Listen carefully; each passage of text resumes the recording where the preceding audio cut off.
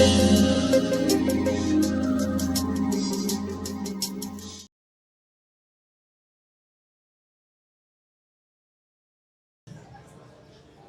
alors les éditions Equinox ont le plaisir de recevoir Patrick Delbourg pour son dernier livre, Mémoire sentinelle, illustré par l'artiste Joyard qui est ici présent. Alors Patrice se partage entre Vence et Paris. Il est journaliste, il a été complice de l'émission Les Papous dans la tête sur France Culture. Il n'a pas moins de 60 livres à son actif et il vient d'être distingué par la Comédie Française pour Le Singe du Saïdcar, paru aux éditions Astral. Avec Mémoire sentinelle, on se retrouve plongé dans l'époque des Trente Glorieuses. On peut dire que Mémoire sentinelle, ce sont des chroniques poétiques des événements qui ont lieu à cette époque, émaillées de réflexions personnelles sur le temps qui passe, l'écriture et les lieux d'écriture comme les cafés, Patrice. Parle-nous un peu de ces cafés et de ton écriture. Alors les terrasses, les cafés, c'est ce qu'il y a de plus important dans l'écriture. C'est là où l'on oxygène la poésie, où on débarbouille les mots, on les sort, on les promène, on leur donne à sentir, on leur donne à entendre des conversations autour, comme ça. Donc la poésie se nourrit un petit peu des conversations des bistrots, bien que parfois elles soient un peu irritantes. Parfois on change de classe aussi parce qu'il y a des gens qui parlent trop fort, ou il y a des conversations qui peuvent vous importuner. Mais de toute façon, la poésie fait feu de tout bois. Elle fait ventre de tout. Donc il y a des mots qui vous arrivent, des réflexions, et ça s'agrège dans le poème. Le poème est comme une espèce de poupée vaudou, et on plante des petites aiguilles dedans, comme ça, pour faire souffrir le texte. Il faut que le texte soit aéré, et en même temps qu'il souffre. Il souffre parce que le corps souffre. Celui qui écrit, qui n'est plus tout jeune, celui qui écrit, qui maintenant a des rhumatismes, qui a des problèmes de locomotion, il doit faire passer cette douleur dans le texte. La poésie n'est pas quelque chose d'éthéré, de métaphysique.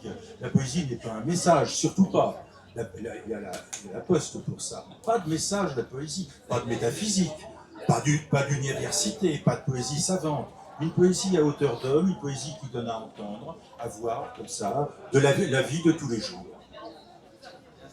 Et au niveau calligraphique, tes poèmes sont composés pas au hasard. Oui, c'est vrai qu'ils ressemblent un petit peu à des arbustes, à des cyprès, à des stalagmites, à des cires qui sont trouées, comme des cires à miel. Vous avez une sorte de scansion du poème qui est donné par les blancs, par les intervalles entre deux vers, qui sont un petit peu comme les ponctuations, les virgules du texte. Et ça correspond un petit peu à une marche dans la ville, ça correspond un peu à une déambulation, c'est une sorte de poésie péripatéticienne au sens grec, comme ça, avec un piéton qui se balade dans les villes, surtout dans le ciment. C'est vrai que la poésie est très très peu campagnarde, elle n'est pas très bucolique, elle est plutôt citadine, elle est plutôt entourée de kérosène, de nuisances, de béton. C'est vraiment la poésie un petit peu de l'aliénation urbaine. Mais bon, je suis né là, je ne vais pas me refaire et je mourrai là sans doute aussi. Alors parmi ces chroniques événementielles, est-ce que tu en as une qui t'a plus marqué que d'autres? Parce que là on retrouve l'assassinat du petit Clamart. Voilà, on retrouve Dallas, on retrouve le Torrey Canyon, on retrouve des objets, le Tépaz, le Scooby-Doo, tout ce qui peut être vraiment les talismans d'une génération, la génération qu'on appelle la génération du baby-boom, un peu trop choyée, peut-être un peu trop adulée, qui n'a pas connu la guerre, qui n'a pas connu le sida et qui aujourd'hui, est en train doucement de prendre congé, de s'en aller, par la génétique naturelle. Donc j'ai voulu, au lieu de trouver des sujets poétiques, entre guillemets, à chaque fois ce sont des personnages, ça peut être Minou Drouet, souvenez-vous de la poétesse Minou Drouet, ça peut être l'accident de voiture de Françoise Sagan, et ça peut être Nikita Khrouchtchev avec sa savate qui tape sur la table à l'ONU, vous voyez, c'est toute une des échos d'une génération, mais c'est aussi, bon, quelquefois, Ariel qui n'aime pas trop qui n'a pas trop une vision pessimiste du monde, ne les a pas privilégiés, mais il y avait aussi des textes sur le temps qui passe, il y avait des textes aussi sur l'usure des tissus, sur l'érosion des cartilages, sur, sur ce que le poète Éluard appelait le dur désir de durer. Voilà. Durer, D-U-R-E-R, hein. Mais ça peut être D''U-R-E aussi, mais bon, ça dépend des posologies. Alors, il y a 2 ans, on a fait paraître avec toi et Michel La Cordillère des Ondes, qu'il a relaté justement à la même époque les émissions de radio de cette époque-là. On peut considérer que Mémoire Sentinelle, c'est un deuxième opus par rapport c'est un deuxième tome, oui. Un deuxième tome. Il y en aura un troisième que j'ai déjà annoncé pour 2029 à mon éditrice, qui est un peu blémie. Je lui dis ça sera EHPAD et intelligence artificielle. C'est-à-dire on jouera entre les deux niveaux, un peu de déambulation, de claudication, dirais-je même. Alors ça, c'est effectivement le deuxième tome. Le premier était plus lié à la TSF de jadis. Le premier était lié aux échos du poste d'Acajou, qui était un peu le centre de la famille, sur la nappe cirée, dans la cuisine, avec la famille qui se réunissait pour écouter la famille du raton, Monsieur Champagne, pour écouter Geneviève Tabouille, souvenez-vous de Geneviève Tabouille. Attendez-vous à savoir les dernières nouvelles de demain. Donc c'était aussi une sorte de moisson, d'écho, d'éclat sonore, qui passait surtout par la radio.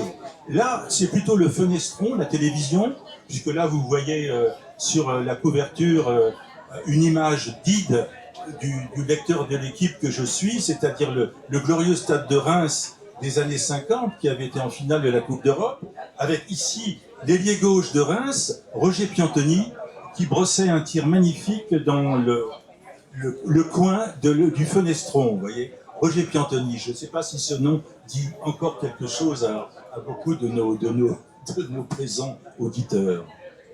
Oui, mais c'est vrai qu'il faut quand même citer Michel Joyard, parce que c'est vraiment un travail entre vous deux de ping-pong, comme tu le dis, parce que vous êtes de la même génération, moi aussi, et vous avez vraiment travaillé ensemble.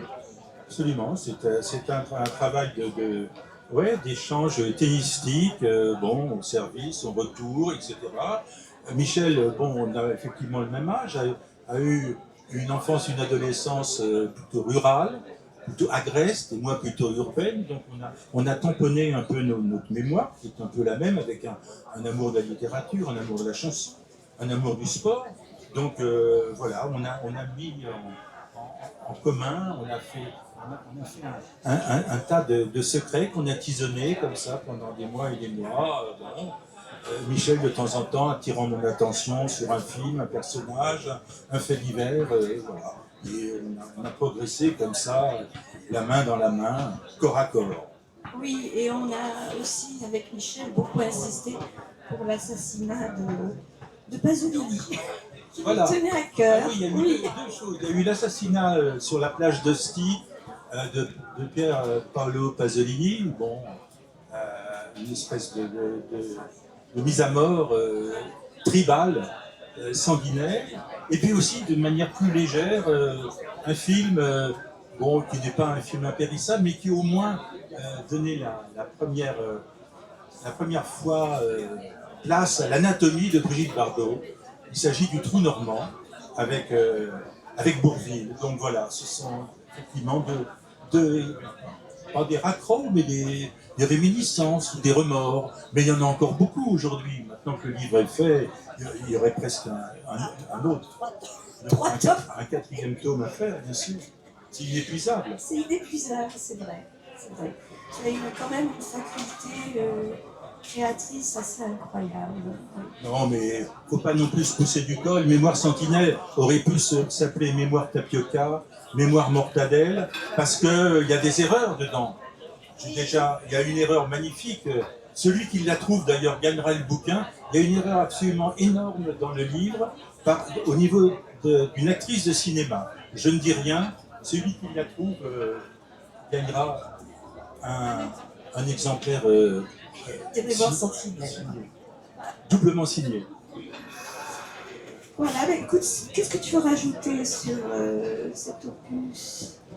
C'est-à-dire qu'avec le temps qui passe, moi, je m'oriente de plus en plus vers la poésie, c'est-à-dire une écriture fragmentaire, une écriture haletante, qui procède non pas de manière linéaire comme le roman, mais de manière associative, avec des petites touches, un peu comme le pointillisme en peinture. Donc le temps qui passe ne me rapproche pas du récit, de l'intrigue. Je n'ai pas envie d'aller d'un bout à l'autre d'une ligne.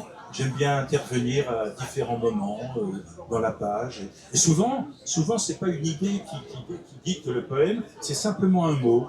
Le plaisir de sortir un mot de son anonymat, du fait qu'il soit tombé totalement en obsolescence. Alors, c'est pas des mots. C'est pas des mots rares, mais souvent c'est des mots ou des expressions que l'on peut juger aujourd'hui ringardes, mais qui ont besoin un petit peu qu'on les sorte et qu'on leur fasse faire un petit tour dans la ville. Et qui ont du charme. Et on apprend des choses. Absolument. Bah là, par exemple, alors voilà, c'est le mot guide, c'est le mot totem. Il y a des bancs zinzolins. Zinzolin, c'est un joli mot, ça veut dire mauve, mauve violet, comme sont la plupart des bancs publics, les bancs d'avion sont zinzolins. Et zinzolin, ça fait penser à Zinzinul, ça fait penser à Zorba, à Zori, etc. Donc c'est un mot qui accouche d'autres mots. Et donc c'est pas mal d'avoir des sésames comme ça pour que le poème vienne derrière comme une salle, comme une grande giclée, avec rien d'intellectuel et surtout pas la volonté de démontrer quoi que ce soit. Aujourd'hui, j'ai peur que dans beaucoup d'écrits, on veuille absolument taper sur la table et faire passer une idéologie ou une inclination sexuelle, voire un versant religieux, et ça c'est détestable, à mon sens. La poésie doit être laïque ou ne doit pas être. Oui, il faut dire aussi que tes poèmes sont des vers libres, mais qu'on peut, comme nous expliquait une dame toujours nous expliquer, on peut retrouver des rimes à l'intérieur même du poème. Il y a des rimes intérieures, il y a des assonances intérieures. C'est vrai que j'écris souvent à l'oreille, et par exemple un texte que je peux réécrire ou lire 10 ans après, je peux changer 2-3 mots en le lisant parce que ça me semble être plus dans mon humeur, dans la saison. Donc le poème n'est jamais inscrit dans le marbre. Le poème c'est une séance permanente, le poème est malléable, le poème est circulaire. Donc on rentre dedans, comme dans le cinéma, on peut rentrer et sortir à loisir. Donc il n'y a absolument pas ni un début ni fin.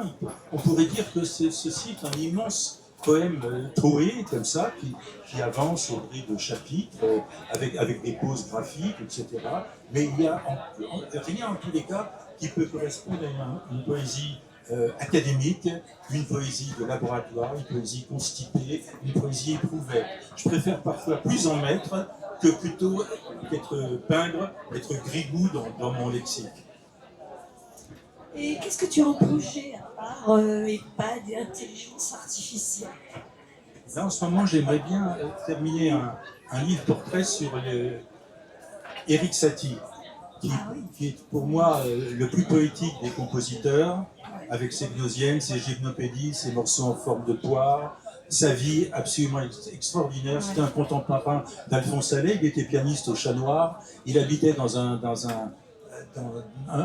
réduit à Arcueil, il se promenait à pied avec ses costumes lustrés, son vieux melon et ses cols de chemise en nougat. Il n'ouvrait jamais son courrier. Il est mort vierge, etc. C'était un personnage éminemment poétique et j'aurais aimé un peu le réhabiliter parce que c'est un poète de premier plan que je peux placer au même titre que Ravel, que Schubert ou voilà. Donc Erik Satie, je pense, si j'ai encore un peu d'énergie, pourrait figurer comme mon 64e livre, par exemple. Et si on avait évoqué, tu sais, ces écrivains qui sont venus soigner leur bronche avance? Ah voilà. Alors ça, c'est un projet que j'ai dans ma poche, qui est là, que je caresse depuis un certain temps, mais l'action culturelle vansoise est un peu paresseuse et n'a pas beaucoup réagi. Il s'agit c'est vraiment un Bristol, c'est vraiment une sorte de carte de visite pour le patrimoine culturel vansois.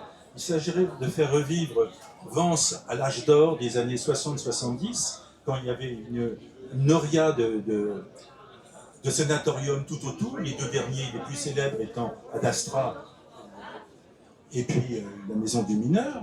Et là, un certain nombre de poètes, d'écrivains, bon, ça va de Henri Calais à Gombrowicz, de Dietsch Laurence à Jacques Prévert, en passant par Albert Parras, par Alphonse Boudard, qui sont venus soigner ici leurs poumons qui étaient malades, leurs poumons qui étaient en vrac, parce qu'ici, il y avait des médecins formidables. Ici, on a trouvé pour la première fois le rémifon qui a vaincu la tuberculose. Et Vence était l'étape obligée d'un certain nombre d'écrivains, de poètes malades des poumons à une époque. Ensuite, ils sont venus parce que l'air de Vence est bon et parce que la cité est réjouissante, parce qu'il y a un point de vue magnifique, parce qu'elle elle a été située par les fées de manière extrêmement stratégique dans le décor. Donc voilà, c'est un projet qui concerne Vence, et autour de vous, si vraiment ce projet vous semble intéressant, j'aimerais en parler avec vous plus avant. Tout à fait. Et sinon, bah écoute, je te laisse conclure. Bah, dis-nous, toi, tes projets, l'année prochaine, de prochains livres. Non, je suis tout à fait partante pour cette montagne magique vansoise, avec ses sanatoriums. Tu serais partante pour la montagne magique? Oui. Ça s'appellerait Vence, poumon poétique de la France. Voilà, c'était le 3e poumon. Donc c'était un lieu, et donc il y aurait un sous-titre, un pour tous, et tous pour un. Avec plein d'humour comme d'habitude. Parce que des calembours ne font jamais de mal, et l'humour est toujours important. C'est comme pour les profiteroles, il faut un peu de chocolat calembouresque dessus pour faire passer l'amertume du propos. Sinon, pour les éditions Eknos, parfois je mûris des projets toujours pareils, avec des gens que j'aime. Voilà. C'est ma ligne éditoriale. Avec quand même une affection pour la cité vansoise. Oui, oui, c'est vrai que depuis les années 70, j'ai toujours un lien avec cette ville. Oui, c'est vrai. Et donc aujourd'hui, vous pouvez donc retrouver Patrice Michel Joyard sur le stand des éditions Eknos, ainsi que Hélène Saint-André qui est vansois, avec qui nous avons fait un livre. Et Jean-Claude Boyer d'Isaac Claude, avec qui on vient de faire le dernier livre de la maison d'édition, un livre de poésie. Il a fait les textes et les illustrations. Voilà. Donc je vous invite à venir découvrir nos livres.